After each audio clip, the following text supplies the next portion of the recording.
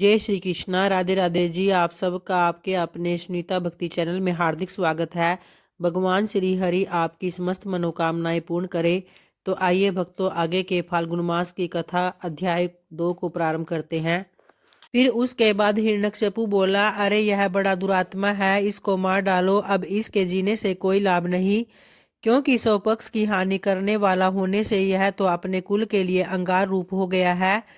तो उसकी ऐसी आज्ञा होने पर सैकड़ों हजारों दैत्यगण बड़े से बड़े अस्त्र शस्त्र लेकर उन्हें मारने के लिए तैयार हो गए। तब प्रहलाद जी कहने लगा, अरे दैत्यों, भगवान विष्णु तो शस्त्रों में, तुम लोगों में और मुझ में सर्वत्र ही स्थित है। इस सत्य के प्रभाव से इन अस्त्र शस्त्रों का मेरे ऊपर कोई प्रभाव नहीं होगा। तब तो उन सैकड़ों दैत्यों के शस्त्र समूह का आघात होने पर भी उनको तनिक से भी कोई वेदना न हुई, और वे फिर के जो के तो नवीन बल संपन्न ही रहे। तो इस पर हिरण्यकशिपु बोला, रे दुर्बुदे, अब तू विपक्षी की स्तुति करना छोड़ दे। जा, मैं तुझे अब वरदान देता हूँ, अब और अधिक नादान मत हो। तो प्रहलाद जी बोले, हे तात, जिनके श्रवण मात्र से जन्म, जरा और मृत्यु आदि के समस्त भय दूर हो जाते हैं, उन सकल व्यवहारी अनंत के हृदय में स्थित रहते मुझे भय कहाँ रह सकता है। अरे सर्पो, इस अत्यंत दुर्बुद्धि और दुराचारी को अपने विषाग्नि संतप मूर्खों से काट कर शीघ्र ही नष्ट कर दो। ऐसी आज्ञा होने पर अति क्रूर और विषधर तक्षक आदि सर्पों ने उनके समस्त अंगों को काटा, किंतु उन्हें तो श्री कृष्णचंद्र में आसक्ति चित रहने के कारण भगवत स्मरण के परमानंद में डूबे रहने से उन महासर्पों के काटने पर भी अपने शरीर की कोई सुधि नहीं हुई। तो सर्प बोले, हे दैत्यराज, देखो हमारी दाढ़ें टूट गई हैं, मणियां चटकने लगी, फणों में पीड़ा होने लगी और हृदय कांपने लगा, तथापि इनकी त्वचा तो जरा भी नहीं कटी। इसलिए अब आप हमें कोई ऐसा कार्य बतलाइए। तो इस पर हिरण्यकशिपु बोला, हे दिग्गजों, तुम सब अपने संकीर्ण दांतों को मिलाकर मेरे शत्रु पक्ष द्वारा मुझ में विमुख किए हुए इस बालक को मार डालो। देखो, जैसे अग्नि से उत्पन्न हुआ अग्नि उसी को जला डालता है, तो उसी प्रकार कोई कोई जिससे उत्पन्न होते हैं उसी के नाश करने वाले हो जाते हैं। तब पर वह शिखर के समान विशाल काय दिग्गजों ने उस बालक को पृथ्वी पर पटक कर अपने दांतों से खूब रौंदा, किंतु श्री गोविंद का स्मरण करते रहने से हाथियों के हजारों दांत उनके वक्षस्थल से टकराकर टूट गए। तब उन्होंने पिता हिरण्यकशिपु से कहा, ये जो हाथियों के वज्र के समान कठोर दांत टूट गए हैं, इसमें मेरा कोई बल नहीं है। यह तो श्री जनार्दन भगवान के महाविपत्ति और क्लेशों के नष्ट करने वाले स्मरण का ही प्रभाव है। तो तब हिरण्यकशिपु बोला, अरे दिग्गजों, तुम हट जाओ। दैत्यगण, तुम अग्नि जलाओ, और हे वायु, तुम अग्नि को प्रज्वलित करो, जिससे इस पापी को जला डाला जाए। तब अपने स्वामी को आज्ञा से दानवगण काष्ठ के एक बड़े ढेर में स्थित उस असुर राजकुमार को अग्नि प्रज्वलित करके जलाने लगे। हे तात, पवन से प्रेरित हुआ यह अग्नि मुझे नहीं जलाता। मुझको तो सभी दिशाएं ऐसे शीतल प्रतीत होती है, मानो मेरे चारों ओर कमल बिछे हुए हैं। तदनंतर शुक्र जी के पुत्र बड़े वाग्मी महात्मा पुरोहित गण सम्मानिति से दैत्यराज की बड़ाई करते हुए बोले, हे राजन, अपने इस बालक पुत्र के प्रति अपना क्रोध शांत कीजिए। उसको तो देवताओं पर ही क्रोध करना चाहिए, क्योंकि उसकी सफलता तो वही। हे राजन, हम आपके इस बालक को ऐसी शिक्षा देंगे जिससे कि यह विपक्ष के नाश का कारण होकर आपके प्रति अति विनीत हो जाएगा। हे दैत्यराज, बाल्यावस्था तो सब प्रकार के दोषों का आश्रय होती है, इसलिए आपको इस बालक पर अत्यंत क्रोध का प्रयोग नहीं करना चाहिए। यदि हमारे कहने से भी यह विष्णु का पक्ष नहीं छोड़ेगा, तो हम इसको नष्ट करने के लिए किसी प्रकार न टलने वाली कृत्या उत्पन्न करेंगे। पुरोहितों के इस प्रकार प्रार्थना करने पर दैत्यराज ने दैत्य द्वारा प्रहलाद को अग्नि समूह से बाहर निकलवाया। फिर प्रहलाद जी गुरु जी के यहाँ रहते हुए उनके पड़ा चुकने पर अन्य दानव कुमारों को बार बार उपदेश देने लगे। प्रहलाद जी बोले, हे दैत्य कुलोत्पन्न असुर बालको, सुनो, मैं तुम्हें परमार्थ का उपदेश कराता हूँ। तुम इसे अन्यथा न समझना, क्योंकि मेरे ऐसा कहने में किसी प्रकार का लोभादि कारण नहीं है। सभी जीव जन्म, बाल्यावस्था और फिर यौवन प्राप्त करते ही हैं। तत्पश्चात दिन दिन वृद्धावस्था की प्राप्ति भी अनिवार्य ही है। और हे दैत्य कुमारों, फिर यह जीव मृत्यु के मुख में चला जाता है। यह हम और तुम सभी प्रत्यक्ष देखते ही हो। मरने पर पुनर्जन्म होता है, यह नियम भी कभी नहीं टलता। और इस विषय में आगम भी प्रमाण है कि बिना उपदान के कोई वस्तु उत्पन्न नहीं होती। तो पुनर्जन्म प्राप्त कराने वाली गर्भावास आदि जितनी भी अवस्थाएं हैं उन सब को दुख रूप ही जानो। मनुष्य मूर्खता वसुधा तृष्णा और चितादि की शांति को सुख मानते हैं, परंतु वास्तव में वे दुख मात्र ही है।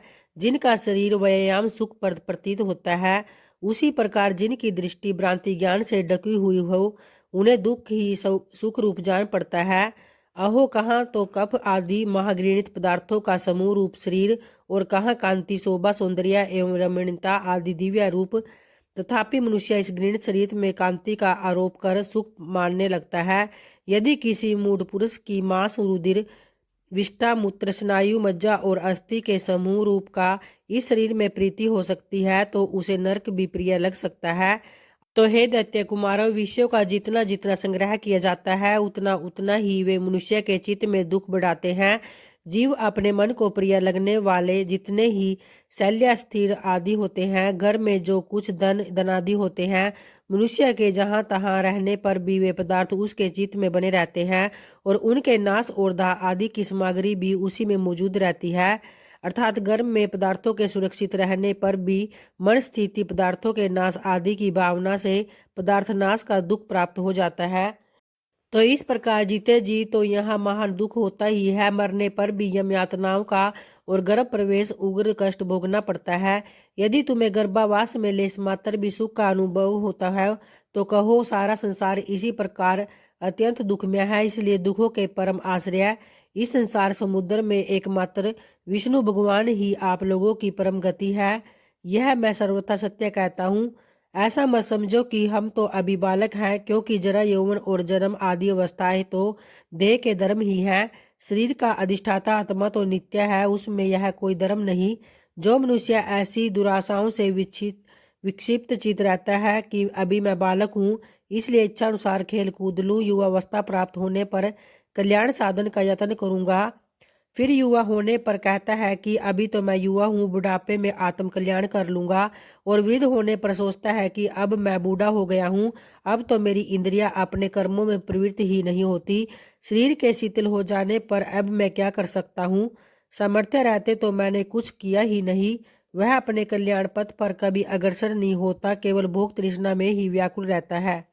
तो भक्तों, आज की कथा यहीं संपन्न होती है और आगे की कथा कल के अध्याय में जानेंगे। तो प्रेम से बोलिए भगवान श्री हरि विष्णु की जय, माता लक्ष्मी की जय। और आइए अब माता तुलसी का ध्यान करते हुए माता तुलसा पाठ चालीसा का श्रवण करते हैं।